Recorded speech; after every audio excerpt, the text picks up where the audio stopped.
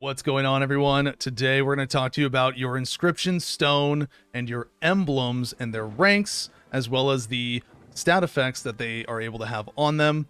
Now we're going to talk about first the Inscription Stone, and then we're going to talk about the Emblems separately, so as to not blend too much of the information.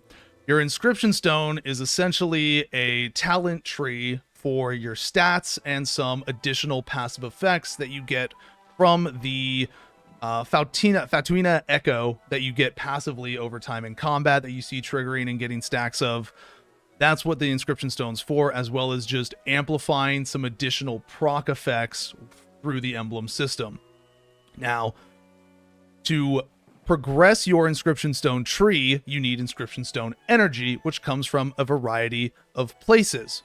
Right now, if you hit the plus sign, you'll see it says Dark Invasion, Manual of Destiny, Universal Hall, and your Battle Pass. Those are all normal places to get additional inscription energy, but you also get it from your reputation.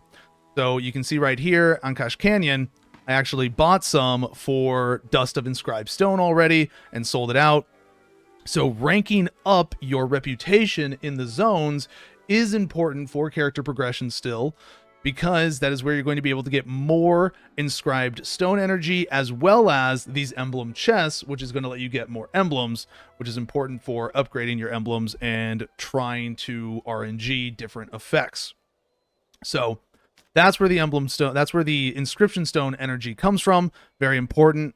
Your primary focus right now at this stage of the game, if you are watching this before level 40, is to get to this third emblem slot so that you can have 3 emblem stones active.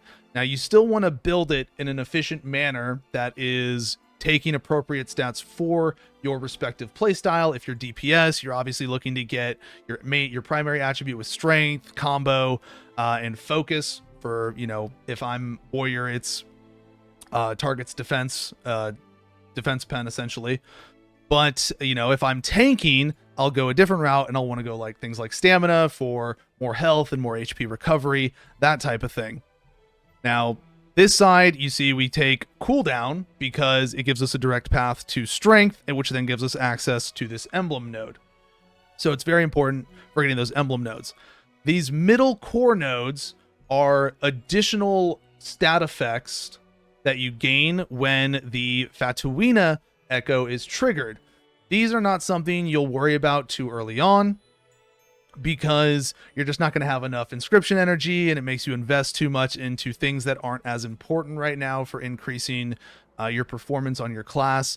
But eventually they are very important, like this one at the end here. Each time you obtain the echo effect, you have a 30% chance to gain 12.5% inscription stone energy, which is what's going to let you be able to activate your inscription stone skill more frequently. Now, the reason why I said you're going to aim to get to here right now, pre-40, is because you have to be level 40 to go further. It unlocks at level 40. So if you're watching this video and you're already level 40, doesn't matter. You just keep going along, keep your build rolling. You're working towards that next emblem slot. So that is the focus of your inscription stone. That's an important part to it. Now let's talk about these emblem slots that you're so focused on getting unlocked. The emblems are stones that you put in that grant really strong additional effects. Right here we have Strive, which is each time you cast a direct damage skill, there's a 6.5% chance to deal damage equal to 74% of your attack to the target. A level 1 version of that stone is 6.5% chance to deal damage equal to 18% of your attack. All right, so there's a very big difference just in those few levels alone.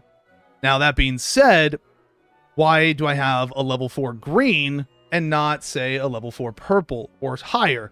Greens cap out at level 4, blues cap out at 7, and purples cap out at 10. You can see it right there where it says 1 out of 10, 1 out of 7, 4 out of 4. The reason for that is that the base effect, the percentage effect, does not change based on quality. This purple at level 1 is still 6.5% of your chance to deal 18.5% chance, 18.5% of your attack. Okay? The only thing that changes is that base primary attribute that you see listed there. So the strength on it is +10, and on the green one, the strength on it is +5. Now, 5 strength isn't a whole lot different and isn't really that important of choosing over between the two stones. The effect is far more valuable. The other reason why you see people doing the green stones is because, on top of it being just easier to get more of the green stones, the additional effect on them that you see down there, these are really strong effects. So this stone that's level 2 out of 4 has the additional effect Emblem skill level +1. So this stone is actually equivalent to a +3 level stone. The reason why specifically people are doing green stones first is that when you when you upgrade the stone higher, it RNG rolls an additional effect, a second additional effect on it. So it could roll a bad additional effect, one that's not as strong. This is purely very min-max that we're getting into talking about here. You can have a emblem roll +1 emblem skill effect twice. So you can get that 2 times to get 2 additional levels on an emblem stone. That would be very ideal.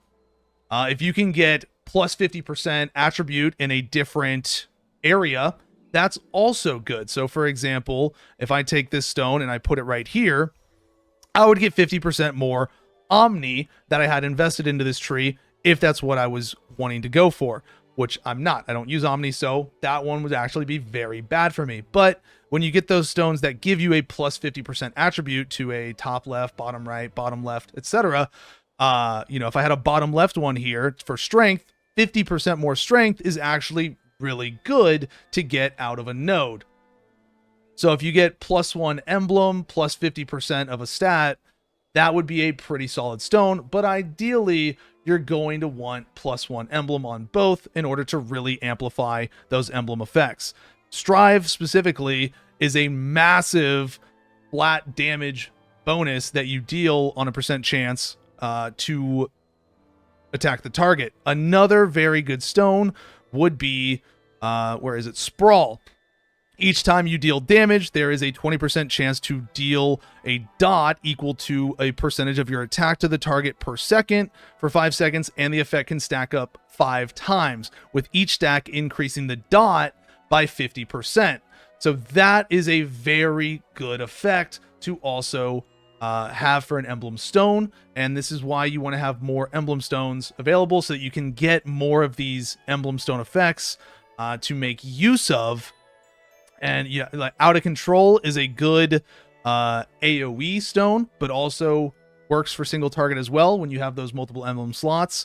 Deals % chance to deal damage of your attack around the target in a small area around the target. Great AoE effect. So getting multiple emblem stones available is really important for increasing the output of your damage. You might have very similar build to somebody, you might even have the same gear as them, but they might be doing way more damage than you, and it could very well be that they have a much better emblem setup than you do. So your emblems and their ranks are very important. When it comes to ranking up the emblems, all you do is click on one and go over to upgrade to it, and you will use either these elementary emblem essence stones in order to directly do XP, or you can just feed leftover emblems that you don't need or want in order to upgrade it. It has a little bit of a silver cost. That's going to increase the level of it. And just right there. So now this one's a level 3 with 6.5% chance to deal extra damage. And we're going to do 2 more of these. 1600 damage. It's 800 per green. 800 XP per green. And we got attack +2. Not terrible, not great, but flat +2 attack. It could be worse. So that's now a 92% of my attack when this triggers. That's a lot of attack to have trigger from this effect. So really usable, really effective in that sense right now. But that's what we're talking about. That second additional emblem effect is RNG in terms of what it rolls. So, you know, you would hate to have an emblem +1 and it gives you focus as your second additional effect on like your purple stone. So until you have like a supply of purple stones to really upgrade, you're either RNG hoping that it gives you a good second additional, or you're better off just, you know, sticking to those greens and blues, those lower quality ones that you don't have to put as much investment into, and can get more of, because you're going to get way more greens than you are blues and purples just from opening those chests. You know, the percentages on them are so much higher. So opening those emblem chests, getting your emblem energy, all very important. Your inscription stone energy, very important things to be doing. Hope this helps you out. Hope this gives you a better understanding of the inscription stone and the emblems themselves and what to look for on them when you're rolling and upgrading them. Hope this helps you out. Thank you so much for watching. If you enjoyed the video, be sure to drop a like and subscribe. And if you have additional questions, you can catch us live on Twitch at twitch.tv/Zav. Take care. Have a good one.